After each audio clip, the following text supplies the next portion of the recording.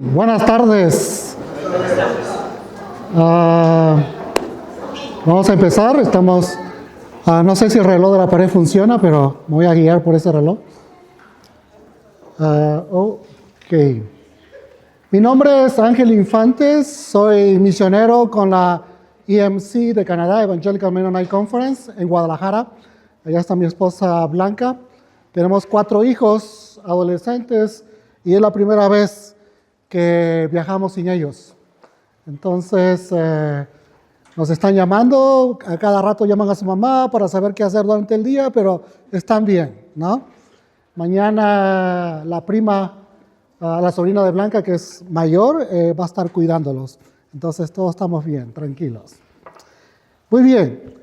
Dije, mi nombre es Ángel Infante, soy misionero con la Conferencia Evangélica Mennonita. Pero estoy aquí en México desde el 2002. Empecé a llegar a la región o a los estados de Nuevo León y también de San Luis Potosí y a la Ciudad de México, trabajando con diferentes denominaciones y organizaciones. Y mi pregunta siempre fue, ¿dónde están los cristianos? Entonces, ¿cómo está la iglesia cristiana? Porque originalmente yo soy de Perú, pero estuve viviendo en Estados Unidos cuando empecé a venir aquí a México a partir del 2002. Luego me casé con una mexicana de Los Mochis, Sinaloa, y su familia vive ahora en Sonora, y estuve frecuentando también el estado de Sonora, y también con la misma pregunta, ¿dónde están los cristianos? ¿Cómo es el cristianismo? Y ahora que estoy aquí en Jalisco. Entonces, siempre esa pregunta como uno de afuera, como alguien que viene observando, como alguien que ha visto el crecimiento de la iglesia cristiana en Perú, el desarrollo de la iglesia cristiana en Estados Unidos, el decaimiento también de la iglesia cristiana, como alguien mencionó, en Canadá, y ahora la iglesia cristiana aquí en México. Si tú eres de México, te digo que estás en un punto crucial de la historia del cristianismo en México. Estás en un momento crucial. Si ves ese punto ahí estamos nosotros en México. Ese es el momento, ese es el presente. Ese punto simboliza el presente. La línea muy notoria hacia la derecha es la historia del cristianismo, todo lo que ha sucedido aquí en México. Y la línea punteada hacia el otro lado es el futuro, son las misiones, es el trabajo evangelístico, la labor de la iglesia actual que se va a reflejar en el futuro hasta la venida de Cristo. Entonces, ¿de qué hablamos más? Hablamos de historia del cristianismo, hablamos mucho sobre el pasado. México tiene 500 años de historia. Es mucho, ¿verdad? Las colonias aquí en Chihuahua tienen más de 100 años de historia.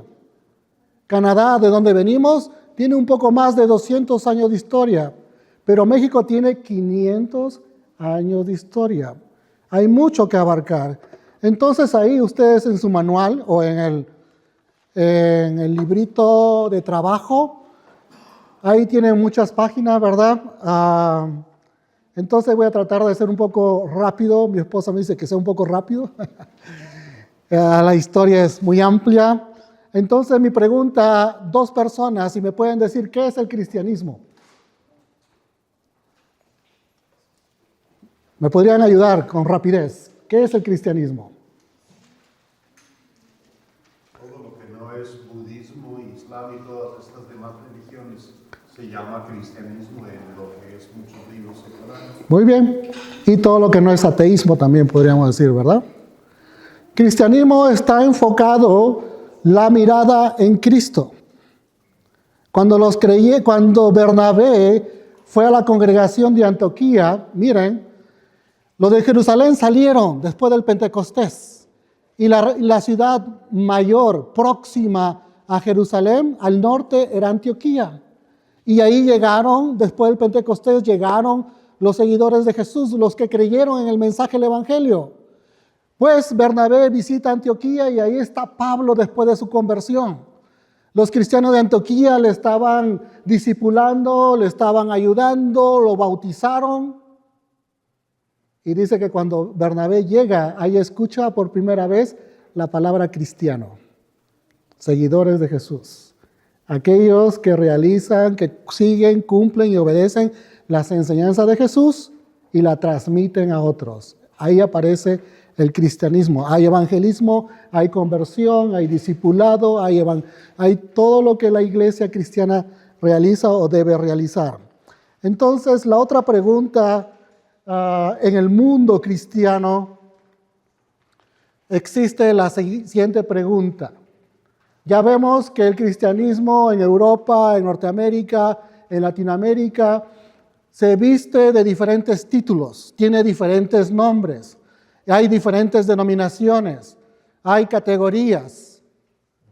Pero responde ese título de cristianismo o de iglesia cristiana. Esta pregunta la respuesta a esta pregunta divide generalmente. Vamos a hacer esa división para ayudarnos y enfocarnos en qué cristianismo queremos hablar. ¿Cuál es el cristianismo en México? La pregunta es, ¿tiene la Biblia más autoridad que la iglesia?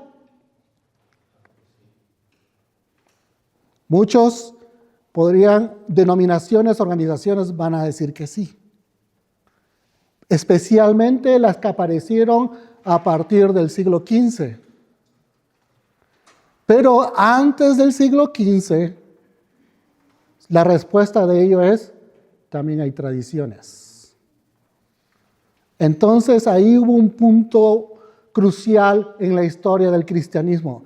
Aquellos que se quedaron con la Biblia, pero más las tradiciones. ¿A quiénes incluimos en este grupo? Catolicismo. Acá hay una lista, ¿verdad? Si van, no sé qué página están ustedes, pero trasfondo histórico del cristianismo, si lo tienen ahí. En eventos que sucedieron en Europa, antes. Blanca, si me ayudas con un librito de esos para poder buscarlo yo, por favor. Para saber dónde están.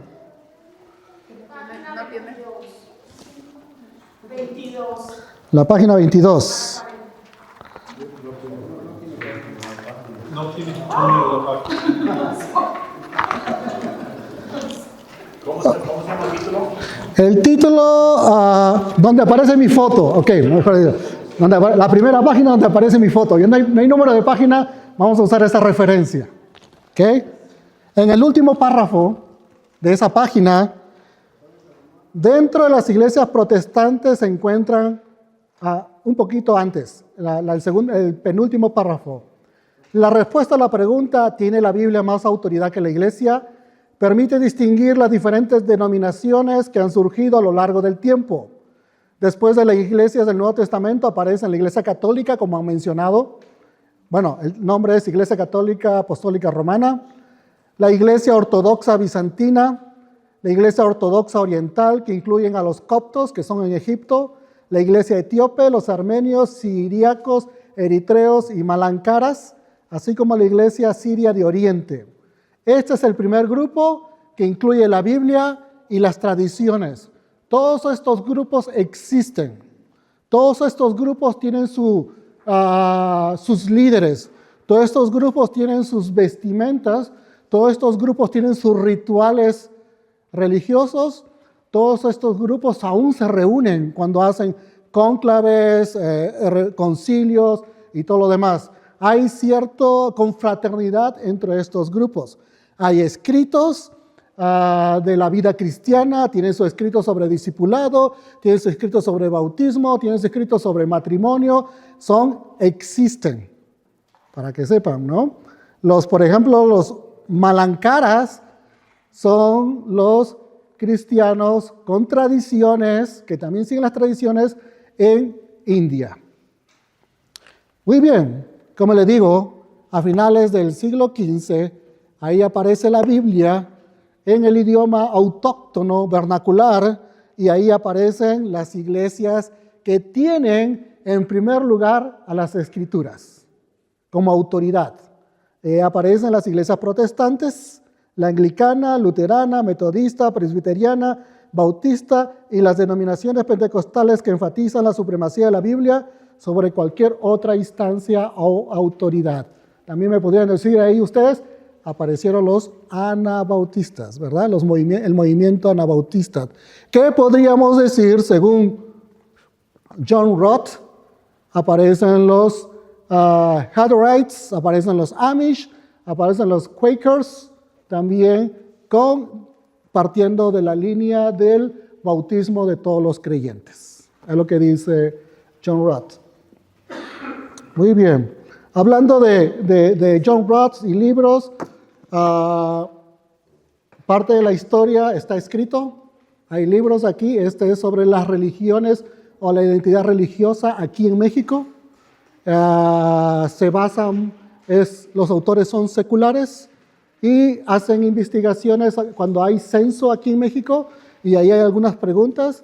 Los autores recogen la respuesta de todo el territorio mexicano, desglosan y yo les voy a mostrar algunos gráficos y algunos mapas que vienen de las respuestas de la investigación de estos autores acerca de la identidad religiosa aquí en México. De la historia del cristianismo, especialmente aquí en México, aquí hay un autor, Juan Mackay o John Mackay, su libro El otro Cristo español. En su viaje aquí a finales del siglo XVIII se encuentra con un cristianismo, le llama así, diferente. Sabemos que predomina la Iglesia Católica y él observa a Jesucristo o los crucifijos, ¿no? La imagen de la cruz con Cristo ahí crucificado y él entiende de que ese mensaje se había quedado estancado en Jesús crucificado y él menciona que Jesús ha resucitado. Ese es el otro Cristo, el Cristo que resucitó. Entonces, un creyente escocés que ayudó mucho aquí en México en términos de darle ese nuevo significado a lo que es el cristianismo que se vivía en Europa. Y ya les mencioné John Roth, el que habla sobre la historia de los menonitas en Europa y aquí en Norteamérica. Muy bien, pasamos a la siguiente página. Apenas estamos en la introducción, tenemos que ir corriendo.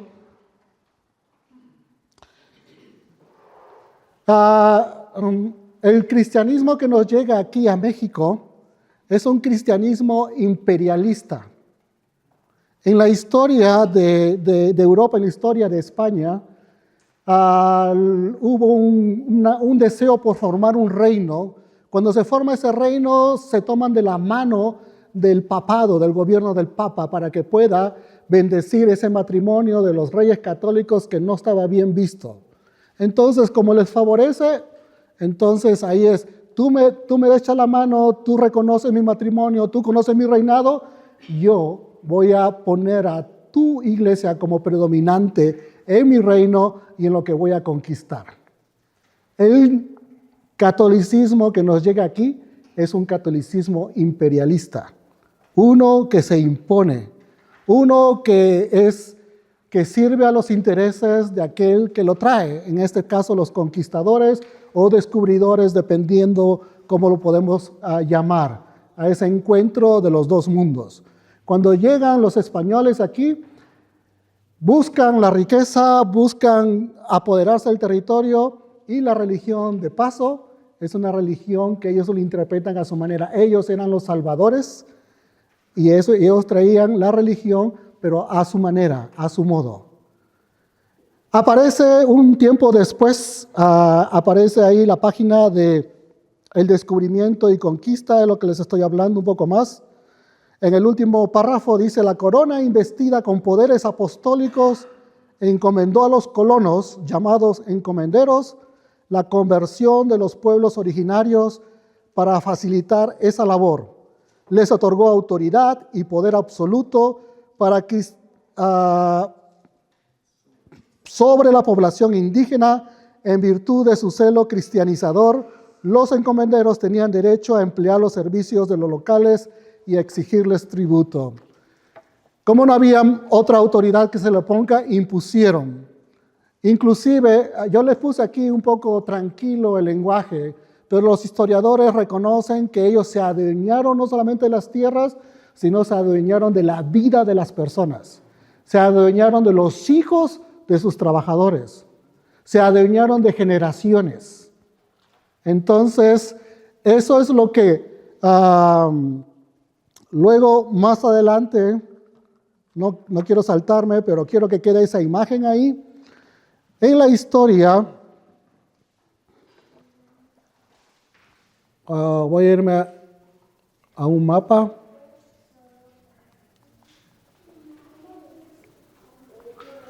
Creo que no está aquí. Les voy a mostrar el mapa del libro. Ahí está. Esa es la imagen actual del cristianismo, o mejor dicho, esa es la imagen actual del catolicismo en América Latina. El color más oscuro es la predominancia católica. Y miren, las colonias menonitas están en México, y ahí hay una predominancia católica. Las colonias menonitas están en Paraguay, y ahí hay una predominancia católica. ¿A dónde se han ido ustedes? ¿A dónde nos hemos ido a hacer misiones? Imagínense, ¿no? Es Dios quien dirige a las personas, así que yo no dudo en que Dios les ha enviado o les ha traído o nos ha traído a estos lugares por algún motivo, por alguna razón. Pero este es el predominio. Si ven a Brasil, Brasil es, ¿cómo se llama? Un cristianismo protestante mayor, grande. Y si miran al siguiente mapa, ese es el mapa de los creyentes o cristianos evangélicos actuales. ¿Y ustedes qué notan ahí? Una predominancia cristiana protestante en Centroamérica. Si ustedes han ido a Guatemala, se vive un cristianismo, cientos de iglesias, miles de iglesias, ¿no? Y puedes saludarte con cualquier persona y empezar a entablar una conversación de la Biblia con ellos. Ahí está Nicaragua y ahí está también Honduras.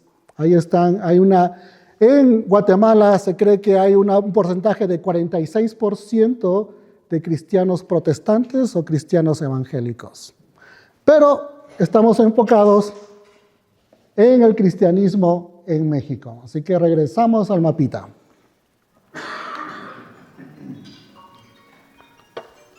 Ese es también un mapa actual acerca del cristianismo en México. ¿Qué nos dice el mapa?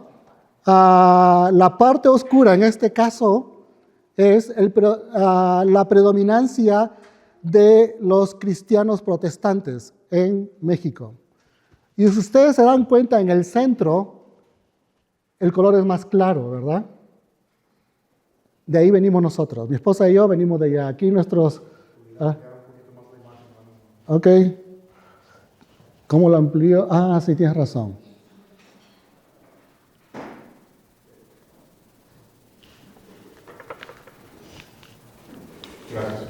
Ok. Entonces de ahí venimos. Es el centro de México, o también le llaman el occidente de México.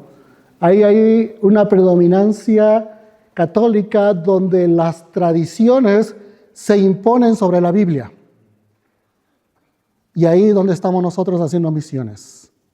Le llaman el centro de silencio. También le llaman el cementerio de los misioneros. ¿Por qué?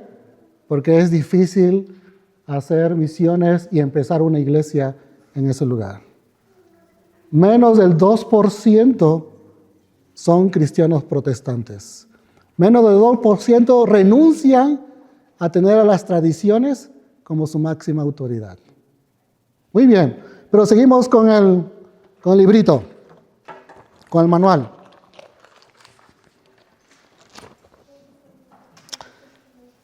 El manual nos dice aquí las colonias protestantes. Puse esto muy interesante porque estamos aquí en las colonias, ¿verdad? Pero ¿saben una cosa? Ya hubieron colonias cristianas que vinieron al continente americano.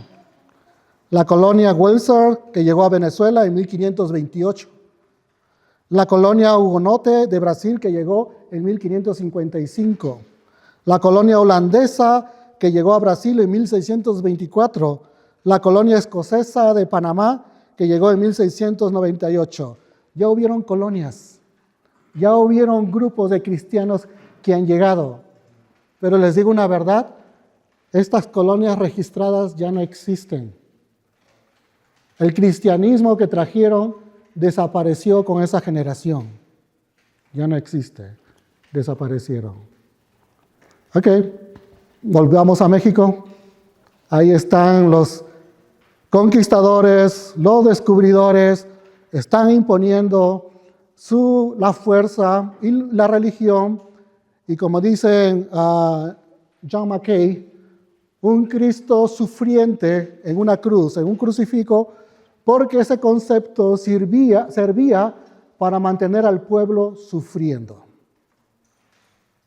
El concepto de una religión sufriente para que aquellos que eran explotados se identifiquen con el que sufre y que da a ser permanentemente sufriendo. No gozando, no disfrutando, no la alegría de la vida, de la fuente de vida que es Jesús, sino del sufrimiento de cargar la cruz y quedarse ahí clavado. Esa era la idea. Bartolomé de las Casas se da cuenta de esto. Era Bartolomé de las Casas, su papá de Bartolomé de las Casas, vino con Cristóbal Colón. E inclusive se llevó a un niño de las islas del Caribe, se lo llevó a España y ahí Bartolomé de las Casas jugaba con el niño. Luego Bartolomé de las Casas creció. A los 18 años llegó también aquí y empezó a aprovecharse del beneficio como conquistador o como hijo de un conquistador. Pero luego él recibe un llamado de Dios, pero en ese tiempo como un monje católico, y viene y observa el sufrimiento de las personas y él dice, esto no tiene que volver a suceder. La iglesia le escucha, la iglesia le da la razón, trata de ayudar, pero más es el poder del imperio contra él. Pasa el tiempo, él tiene unas predicaciones en contra del sufrimiento.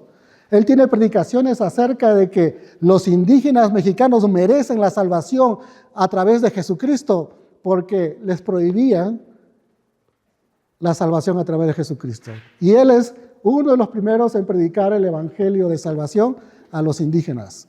Estoy hablando del año 1590 y tantos, hasta el 1620 por ahí, que él vivió aquí en México. Después suceden unos eventos del siglo XVIII y del siglo XIX, lo tienen aquí, un subtítulo aquí. En los eventos empieza a haber una reforma, un cambio en Europa. Comienza también a haber un intento evangelizador en Europa y en España sobre todo. El imperio español se empieza a debilitar. La Iglesia Católica en España comienza a recibir las ideas de los protestantes. La Iglesia Católica en España empieza a cambiar y empieza a enviar ciertas ideas aquí a México. México las rechaza completamente. Se divorcia de España y se une a la Iglesia de Roma. Aparecen presidentes como Benito Juárez aquí, o como O'Higgins allá en España, en Chile, y el otro es Sarmiento, creo que es en Argentina, y todos ellos quieren, como ya empieza a independizarse los países, 1821, en Perú, la independencia creo que aquí en México es en 1820, entonces es un nuevo país. Y como nuevo país necesitamos ayuda, gente brillante. Presidentes o líderes como Benito Juárez miran en la iglesia protestante de Europa como aquellos que podrían ayudar al país. Y ahí invita a la migración, ¿no? Entonces, cuando ya la colonia menonita llega aquí, ya había una bienvenida a los inmigrantes europeos. Ya habían pasado como 70 años en los cuales el país estaba recibiendo. Y ya había pasado la lucha, hubo una lucha porque a los inmigrantes que vinieron primero a partir de 1820 para adelante les prohibieron construir iglesias. Y les dijeron que sus reuniones evangélicas sea a puerta cerrada y en sus casas. Iglesias en casas, ¿verdad? Pero después eso se comenzó a liberar. Cambio de presidentes, la debilidad de la Iglesia Católica en el norte de México, y ahí empieza, ¿cómo se llama?, el surgimiento de la Iglesia Cristiana Protestante aquí en México. Y hay un dato interesante, lo compartí el año pasado en una reunión. Este es el mapa de las religiones a través de los censos, la información de los censos. Este es el dato actual de la religión en México, de la religión predominantemente católica, el color de la identidad. Ustedes ven, ¿qué predomina ahí el color? El azul, ¿verdad? Hay diferentes tonalidades de azul. Hay tonalidades oscuras de azul. Las tonalidades oscuras de azul es la predominancia entre 80%, 70% del catolicismo, donde las tradiciones predominan, donde la Biblia también se enseña, pero predomina las tradiciones. Las tradiciones inclusive están por encima de la autoridad de la Biblia. Y ustedes ven marcas claras, marcas en blanco. ¿Y qué notan en el norte? Una manchita blanca, ¿verdad? Ese es Cuauhtémoc. Son los campos. Una manchita, un campo blanco, ¿no? Jesús envía, ¿no?, a los campos blancos, ¿verdad? Imagínense, ustedes están en un lugar donde la autoridad es la Biblia. Y necesitamos de ustedes. El país necesita de ustedes. Ustedes pueden decir que al sur también hay un poco claro y todo lo demás. Eso es porque ahí vive mucha gente o mucha comunidad indígena y son otras religiones. Sí hay también cristianismo protestante ahí, pero hay otras religiones. Lo que los investigadores piensan y dicen de esa manchita, dice, es la influencia de Estados Unidos. Pero les digo que no saben, porque ustedes no saben quiénes viven ahí. Y yo sí sé quiénes viven ahí. Entonces, esta es la foto actual del cristianismo en México. ¿Alguna pregunta? ¿Algún comentario? ¿Y las manchas de Coahuila, Nuevo León, Tamaulipas? Sí, hay algunas, ¿cómo se llama? Hay algunas iglesias que han sobresalido ahí. Por ejemplo, en Tamaulipas, ahí hay una comunidad cuáquera. Y también hay regiones que no hay muchos habitantes, por eso la cantidad o el cambio de color. En el de Durango, ese no es Durango, esa manchita es cerca de Jalisco, son los Huaxaricas, ¿no? La comunidad indígena. No sé, también tiene otro nombre. Los que hacen de colores, los huicholes, también se los conoce como huicholes, ¿no? Son de los 3 deditos de la marca del mapa de Jalisco, esa es la mancha. Ya. Es un lugar de difícil acceso, pero ahí al menos conozco un misionero evangélico que está yendo a esa región.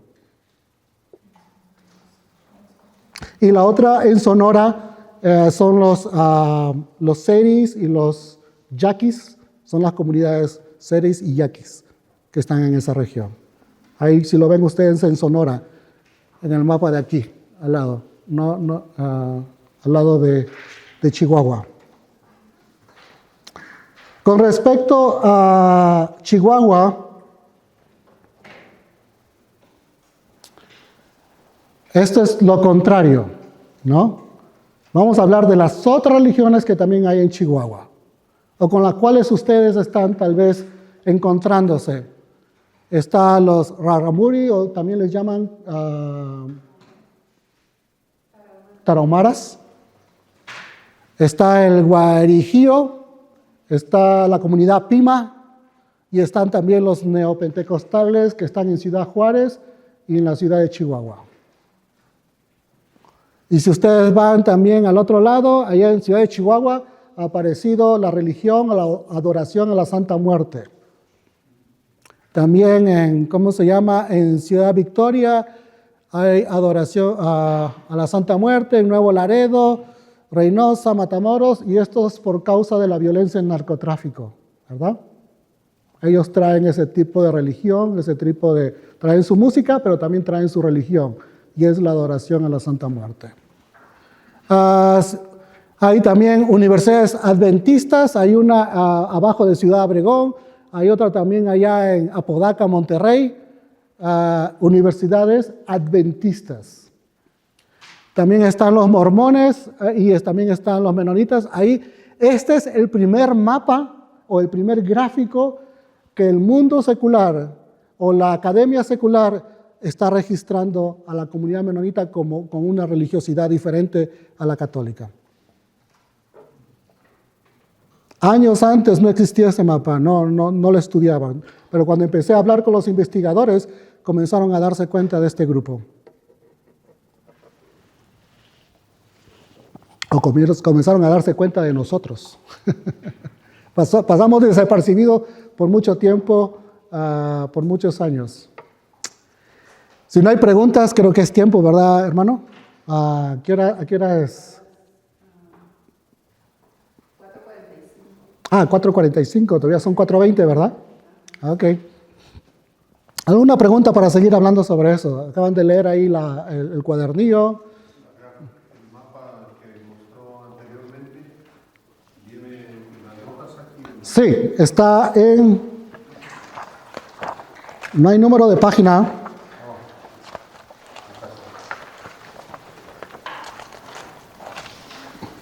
Pero ahí está. Ahí está el mapa y voy a hablar de estos gráficos ahora que están aquí a la izquierda. Los gráficos de la izquierda son estos. Esto es el porcentaje de aquellos que tienen como autoridad las tradiciones y aquellos que tienen como autoridad a la Biblia. Entonces, si ustedes ven, 87.9% católicos, aquellos que tienen como autoridad las tradiciones.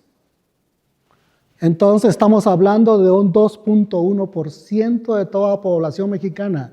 ¿Cuántos somos en México? ¿Alguien puede usar su celular y buscar? Ahí está, hermano, muy bien. ¿Cuántos somos en México? 129 millones. Yeah. Más de 100 millones que tienen como su autoridad las tradiciones. Y podría decir como unos 4 millones que podríamos pensar, o estoy mal, bueno, algo así. Entonces vamos a ver ese porcentaje. Ese porcentaje está dividido, que no sea azul, los otros colores, protestantes históricos son como presbiterianos, metodistas, anglicanos, y después están los pentecostales y neopentecostales que llegaron a México a partir del avivamiento del movimiento de las Asambleas de Dios ahí en California, empezaron a llegar aquí a México. La Luz del Mundo es un caso particular. Los que están en Guadalajara reconocen esto. Es una organización grande, muy bien organizada, y ahora su líder está en la cárcel, ¿verdad? El templo es grandísimo, es una construcción arquitectónica admirable como construcción arquitectónica. Y ahí están, es predominante y ahora es una organización religiosa política. Está muy metida en la política, en el gobierno, en el movimiento ciudadano que predomina ahí en Jalisco. Otras iglesias evangélicas, adventistas, mormones, testigos de Jehová, los judíos, otras religiones y sin religión. Ahí está el porcentaje. Y ese chiquitito porcentaje Ahí está la distribución de los creyentes. De esos menos de 3 millones que creo que había dicho, presbiterianos, nazarenos, bautistas, menonitas, metodistas y otras. Menonitas creo que ahí lo señala como 2% de todo el grupo cristiano, o de todo el grupo que tiene a la Biblia como su autoridad. Pero ustedes me pueden decir que viven aquí, que conocen las personas, me pueden decir, no todos los de ese 2% tienen como autoridad a la Biblia, ¿no?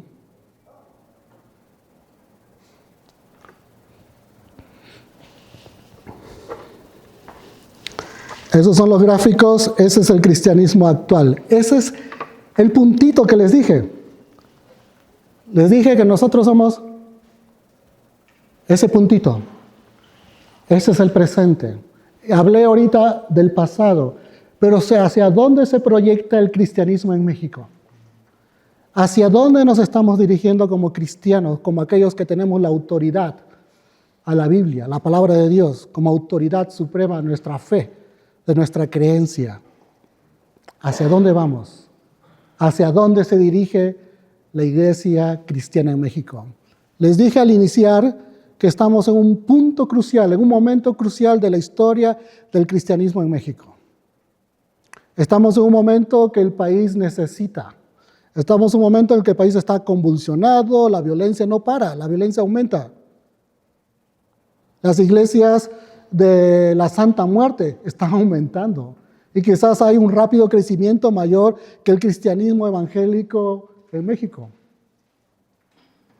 Entonces, este es el momento histórico para la iglesia presente, el poder estar pensando en un futuro hasta la venida del Señor, de poder hacer historia. ¿Qué historia vas a hacer tú? ¿Dónde te encuentras? ¿De aquí a 10 años tu tradición cristiana permanecerá siendo la misma? ¿Qué haces para compartir el mensaje? ¿Qué haces para que continúe, se desarrolle, mejore, crezca, haya una bonita historia del cristianismo en México en este siglo XXI? ¿Alguien quisiera responder? ¿Qué ideas tiene? ¿Qué quisiera hacer? ¿Cómo se ve de aquí a 10 años? Como él, como líder, como creyente, como miembro de una iglesia. ¿Qué piensan? ¿Cómo se idean? ¿Qué es lo que se imaginan? ¿Qué es lo que quisieran hacer? ¿Qué es lo que quieren anhelar de aquí? ¿Cómo quisieran ustedes ser parte de la historia del cristianismo aquí en México? Les voy a dejar estos minutos a ustedes. Bueno, hermano, es que en realidad somos parte de, no es como quisiéramos, porque tenemos esa obligación como hijos de Dios. Y si se supone que nuestra fuente de fe práctica y autoridad total es la Escritura, tenemos esa responsabilidad. La problemática que quizá algunos estarán de acuerdo conmigo radica en la falta de interés que estamos imponiendo en esa autoridad, porque lamentablemente una gran mayoría de iglesias cristianas en la actualidad tienden a poner la autoridad en otra dirección, en sus líderes, en sus programas, en sus actividades locales y no en la Escritura. Y eso hace que nuestra visión de alcance en el Evangelio se reduzca. Aunque estamos en el Evangelio, pertenecemos al Evangelio, compartimos el Evangelio, estamos limitando el Evangelio. Y por eso, creo yo que ahí es donde está el freno, ¿no? Ya de parte de nosotros. Obviamente el Evangelio es del Señor y el Señor da crecimiento, pero se nos ha indicado por parte de Él mismo de que nosotros somos parte de ese movimiento, de ese crecimiento. Entonces creo que ahí es donde radicaría el problema, ¿no? Porque no es dónde me veo, sino qué tengo que estar haciendo ahorita para poder llegar a hacer el alcance que el Señor nos mandó. Creo que sería la parte crucial de considerar como cristianos. ¿Puedes agarrar tu Biblia? Claro, sí. ¿Puedes levantarla? Esa es la parte crucial para nosotros. Guiarnos por la Biblia. Ahora. Seguir lo que la Biblia dice ahora. Todo lo que el hermano está diciendo, redescubrir nuestro cristianismo, nuestra fe, nuestra creencia, la autoridad en la palabra. ¿Algún otro comentario? ¿Está bien lo que estoy diciendo, hermano, con lo que comentaste? Sí, sí. Ok, muy bien. Gracias.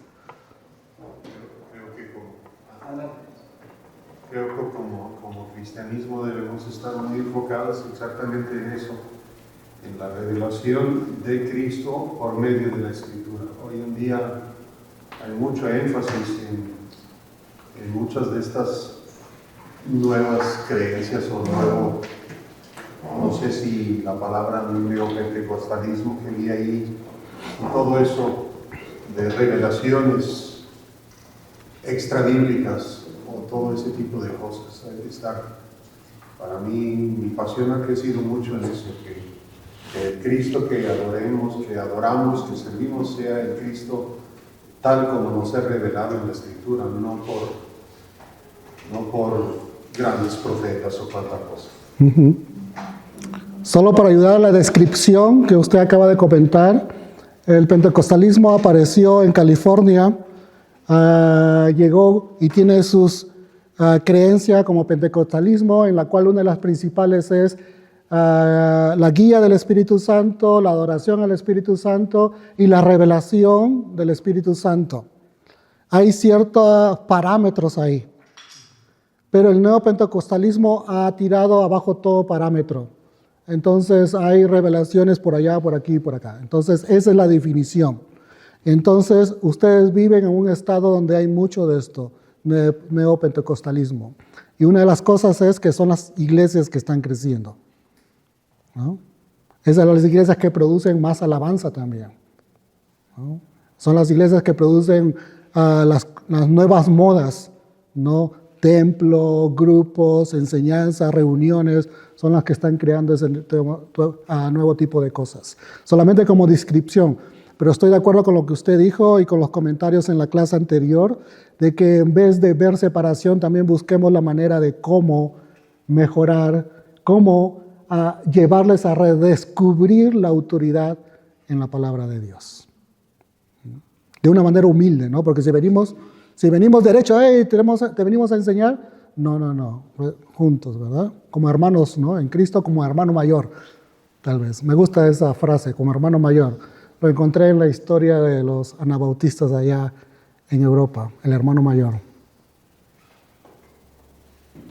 ¿Algún otro comentario? Creo que estas religiones o estas iglesias se tragan a muchos, quizá fieles hermanos en Cristo, pero como no tienen entendimiento, no tienen base, se los llevan. Y no podemos decir que todos que están ahí que no son nuestros hermanos, pero la dirección a que todo eso va es aquí. Sí, la predicación, el evangelismo y la impresión de folletos, tratados, eso ayuda a seguir esparciendo la palabra de Dios como autoridad. Hermano Jacobo, acá tiene un hermano, primero y después el hermano Jacobo. Hermano. Sí, creo que lo que ha puesto una limitante o no es un crecimiento en el Evangelio es porque creo que se ha encapsulado el Evangelio a ciertas denominaciones. Nosotros tenemos el Evangelio y si no eres de nuestro movimiento o denominación no apoyamos. Entonces ha surgido mucho ese tipo de grupos, denominaciones que se adjudican a sí mismos el Evangelio, que solamente ellos lo están predicando y que solamente son los únicos, y creo que eso ha limitado y frenado mucho el avance del Evangelio, porque si no eres de mi denominación no te apoyo, si no eres de mi grupo no te apoyamos. Entonces yo creo que eso es lo que ha detenido mucho el avance del Evangelio en México. Yo creo que tenemos que romper eso para que el Evangelio otra vez siga avanzando como debe ser. Otra vez, somos ese punto. El punto actual, el momento crucial, histórico de la iglesia cristiana en México es dando testimonio y dando una interpretación genuina, siendo humildes también y compartiendo de Dios. Compartiendo a Dios a otros. Hermano Jacobo. Yo creo que aquí tenemos una plataforma para avanzar el Evangelio. Y si no vamos a usar esta plataforma, vamos a perder la plataforma. Es cierto. Jacobo le compartí hace tiempo esto, lo que está diciendo él. Tenemos la punta de lanza para poder transformar México. Ustedes, la iglesia aquí. Si yo viajo, si ustedes vienen a Jalisco, ustedes no encuentran una iglesia cristiana así como un templo así. No lo encuentran. Estamos muy limitados. Con la justa tenemos sillas, mesas. Ustedes van al centro, al sur de México, peor aún, ¿no? No les envidiamos, estamos contentos, felices por lo que Dios le ha provisto a ustedes, pero ahora simplemente le estamos diciendo, pongan su corazón en extender el mensaje que ustedes tienen, el mensaje de vida, el mensaje de salvación, el mensaje de prosperidad, el mensaje de unidad, el mensaje de paz al resto del país. El punto crucial en que se encuentra la iglesia cristiana aquí en el estado de Chihuahua, en estos campos, para poder llevar el evangelio a este país. Miren, en la historia de México, en la historia del cristianismo de México, muchas denominaciones han venido, muchas denominaciones han llegado, muchas denominaciones han invertido millones de dólares y no han logrado casi nada. No han logrado cambiar el color de México. Ustedes lo han hecho. Para la gloria de Dios, ¿verdad? Ustedes lo han logrado. Sin darse cuenta, sin querer hacerlo. Ustedes lo han logrado. Yo tengo una pregunta. Usted como experto de estas cosas, de lo que ha leído, la historia, yo veo aquí un problema, y el problema son los testigos de Jehová. Y el problema es que los menonitas no entienden la diferencia, porque ellos en su amor y en su...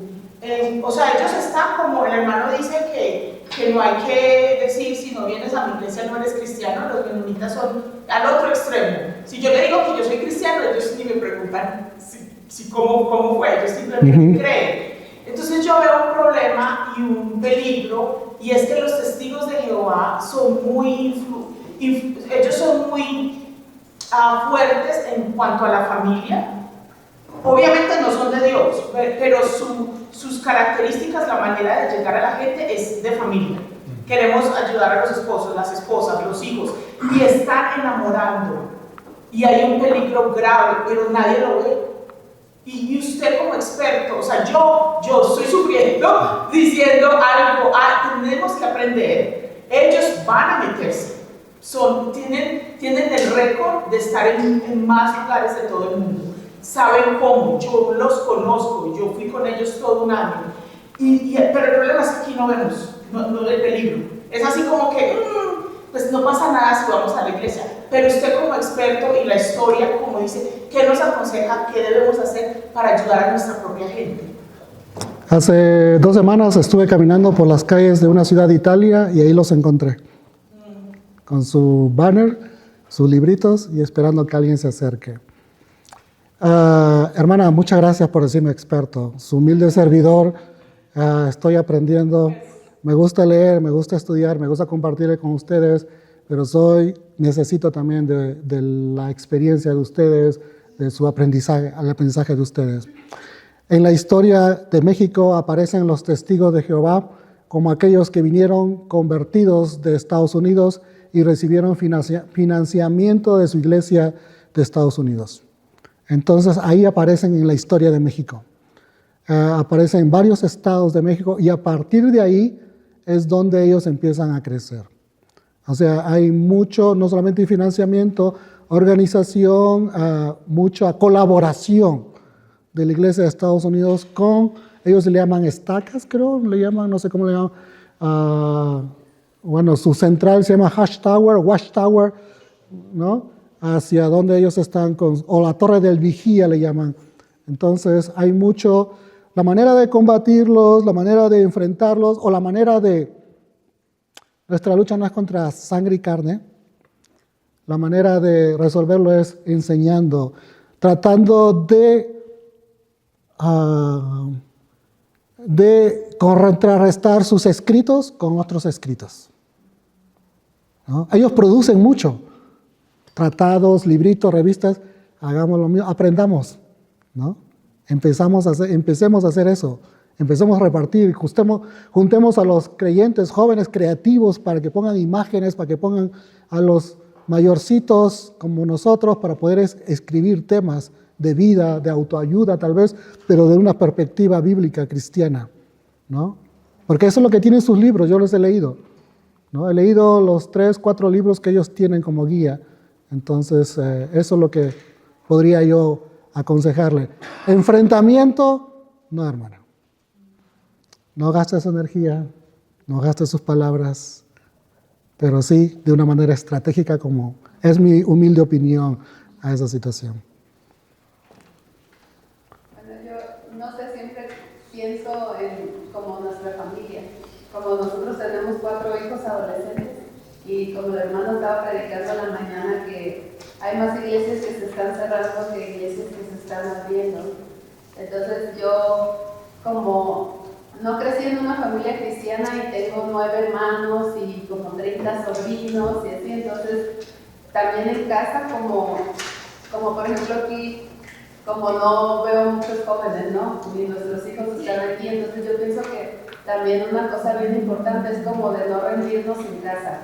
Como nuestros hijos, como van creciendo y los que somos papás sabemos que es bien difícil. O sea, si un hijo no quiere seguir de Dios, a veces nos rendimos y lo dejamos a un ladito, como siempre seguir la relación con ellos, porque en algún momento, o como yo que tengo 9 hermanos, en algún momento ellos miran nuestra vida y ellos mismos preguntan. Entonces, a veces el extender el evangelio empieza con nuestra propia familia, porque ellos van a ser la siguiente generación en la iglesia.